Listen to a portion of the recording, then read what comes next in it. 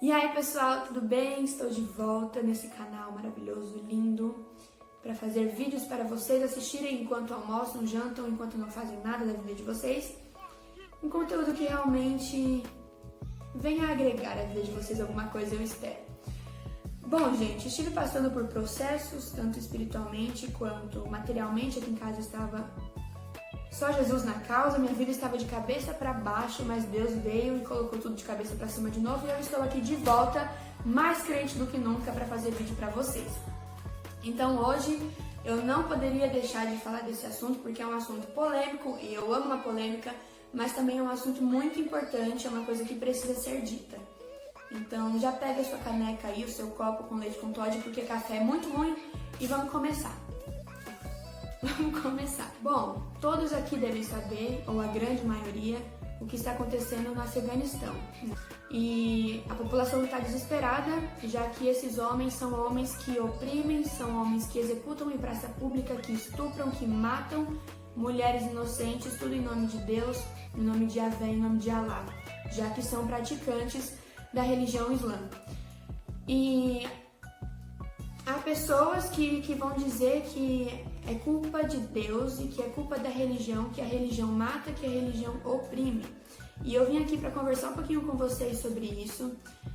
Afinal, Deus, ele realmente ordenou que o apedrejamento fosse uma pena implantada na lei do povo de Israel enquanto estavam peregrinando no deserto. Mas por que um Deus que é amor ordenou que isso acontecesse? Um Deus que é amor é machista? Então a gente vai conversar aqui um pouquinho sobre isso e nós vamos esclarecer alguns pontos.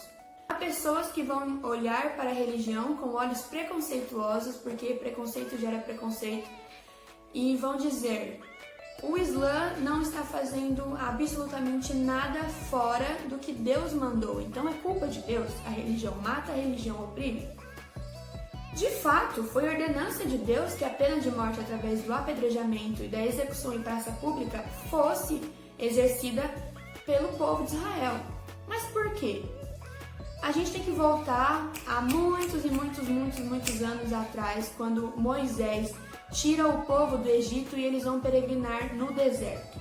Então, se você voltar em Êxodo, você vai ver que Deus, em determinado momento, ele diz para Moisés: construa um tabernáculo, ou seja, se você é leigo em termos bíblicos, seria uma espécie de templo, uma espécie de igreja daquela época. Então, construa um tabernáculo e eu habitarei, minha presença habitará nesse tabernáculo e eu estarei no meio de vocês. Só que Deus é santo. Deus, ele não habita em meio ao pecado.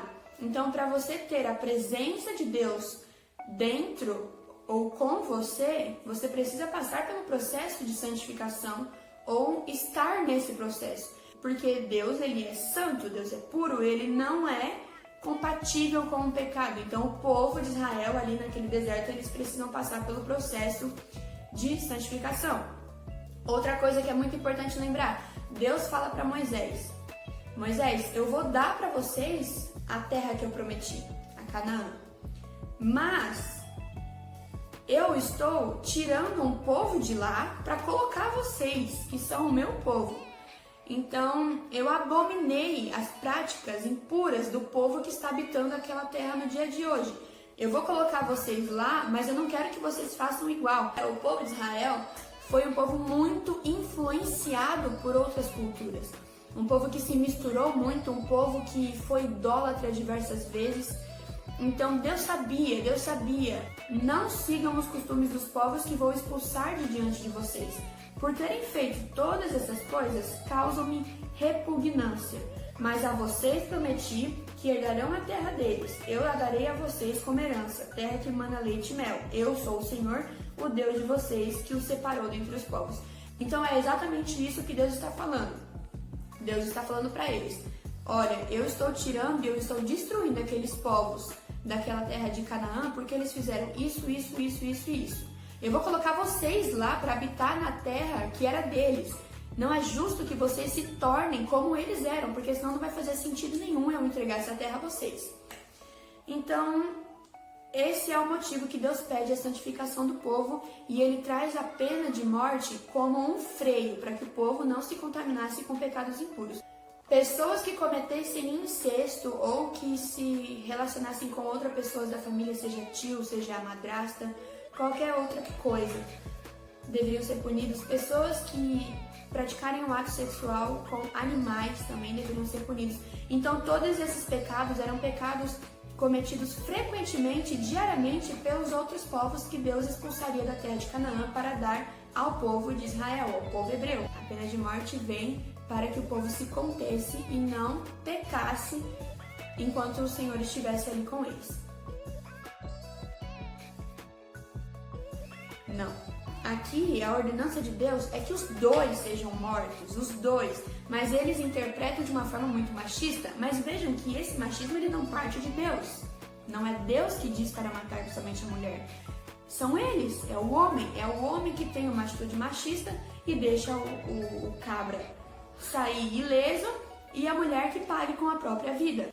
Então o problema é o machismo da situação, é só matar a mulher e deixar o homem tranquilo. Se o homem também for morto, tá tudo bem perante Deus? Não, de forma nenhuma. Por quê? O contexto disso tudo aqui, como eu falei, é a santificação. Mas esses pecados, as pessoas deveriam ser mortas, porque lá em Romanos 6 vai dizer que o salário do pecado é a morte. Então, a partir do momento que Adão e Eva comem do fruto e eles pecam, a morte entra no mundo. Não existia morte antes disso. A morte entrou a partir do pecado. E Deus, ele sempre buscou ter um relacionamento com as suas criaturas. Mas ele não pode compactuar, ele não pode viver com, ele não pode estar com, ele não pode ficar com o pecado. Ele não habita no mesmo ambiente que o pecado. Então, o salário do pecado é a morte. Alguma coisa ou alguém precisaria morrer para que nós fôssemos santificados e tivéssemos acesso a Deus, porque nós precisaríamos estar puros para conversar com o Pai, para conversar com Deus. Então vem o sacrifício de animais. Vem o sacrifício de animais e toda vez que você pecasse ali, você teria que sacrificar um animalzinho para que você se tornasse puro e Deus aceitasse o seu arrependimento e te concedesse o perdão. Esses pecados aqui eram pecados, como eu disse, que poderiam influenciar o povo de Israel. Então, a pessoa pagaria com a própria vida, porque o salário do pecado é a morte. Aqui não resolveria o animalzinho, porque ele poderia contaminar, esse pecador poderia contaminar o povo. Então não era mais o animal que seria sacrificado, seria ele mesmo pagaria com a própria vida. E os sacrifícios assim foram, até que veio um, que de uma vez por todas, entregando a sua própria vida, entregando o seu próprio sangue, com o seu sofrimento, com a sua morte, nos trouxe o direito de ter livre acesso ao Pai. Antes de Jesus, antes da sua morte e ressurreição, as pessoas pagavam sim com a sua própria vida, ou então tinham que ir lá no sacerdote, que era uma espécie de pastor do povo judeu, tinha que ir lá e falar: sacrifica esse animal por mim, intercede por mim. Mas quando Jesus vem, Jesus morre, ele diz: eu sou o Cordeiro perfeito que tira o pecado do mundo. E ele, através da sua morte e ressurreição, foi o sacrifício perfeito que nos redimiu de todo pecado e que nos justificou. Então hoje, quando você peca, se você pode dobrar os seus joelhos ou olhar para os céus ou abaixar a sua cabeça e dizer: Pai, me perdoa, é porque Jesus morreu pela sua vida. Então hoje ninguém mais precisa ser apedrejado. Hoje ninguém mais precisa pagar com a própria vida, ou nenhum animalzinho precisa pagar com a própria vida pelos nossos pecados, porque Jesus já pagou, Jesus já se entregou, Jesus já veio, Jesus já morreu, Jesus já consumou a sua missão e ele ressuscitou. O mais importante, ele está vivo e ele subiu ao céu depois de 40 dias e está à direita do Pai, intercedendo por nós. Então não há nenhum outro mediador entre o homem e Deus. Somente Jesus. É o Espírito Santo que pede por nós com gemidos inexprimíveis e ele vê o nosso arrependimento. Quando a gente, com o coração sincero, se arrepende, ele intercede por nós e nós somos perdoados imediatamente por Deus, porque Deus, ele não resiste a um coração quebrantado, a um pecador arrependido. Jesus em todo o seu ministério se importou com as mulheres. Jesus em todo o seu ministério esteve junto com elas, assentou-se à mesa com elas, até as mulheres que eram tratadas como lixo, as prostitutas, as meretrizes. Jesus ia lá e amava elas com um amor incondicional. Então Deus não é machista, a palavra não é machista. Não fique preso a textos isolados.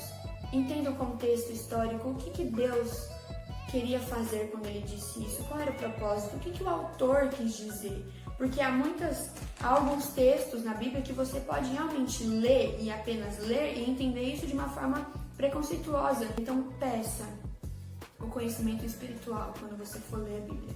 Peça para que o Espírito Santo te guie. É isso, gente, era isso que eu queria passar aqui para vocês, isso que Jesus ministrou no meu coração para que fosse compartilhado com vocês. Eu espero que vocês tenham entendido, não sei se eu falei rápido demais, porque eu estou trabalhando isso, tá? Essa mania minha de falar rápido demais e de tacar muita informação. Mas eu espero do fundo do meu coração que tudo tenha sido esclarecido.